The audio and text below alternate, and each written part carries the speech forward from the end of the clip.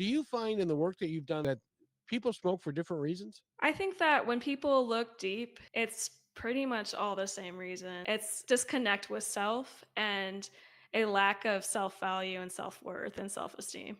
But it shows up in a lot of different ways. People feel overwhelmed, they feel inadequate, they feel stressed out, they feel like they're working for external validation, and all that kind of stress and pressure they put on themselves, they smoke to try to deal with that.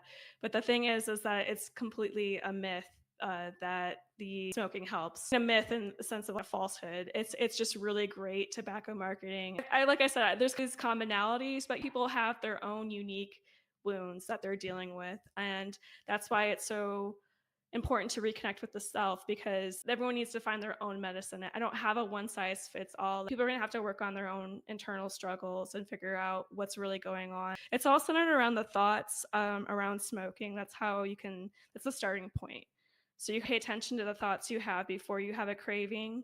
And once you notice that pattern, you can start to see, wow, this is really a common thing that comes up for me. So I had a lot of negative self-talk, and that was keeping me smoking. So every time I would quit for a period, days, weeks, months, and every time I ended up going back, it was because I was having some kind of really strong criticism of myself. Once I was able to make that link, I was like, oh, maybe I should try being kind to myself.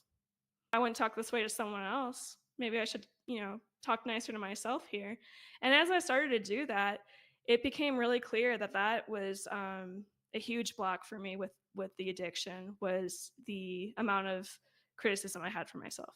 Many of us have that same criticism of ourselves because people have told us stories about that since the time we were real little.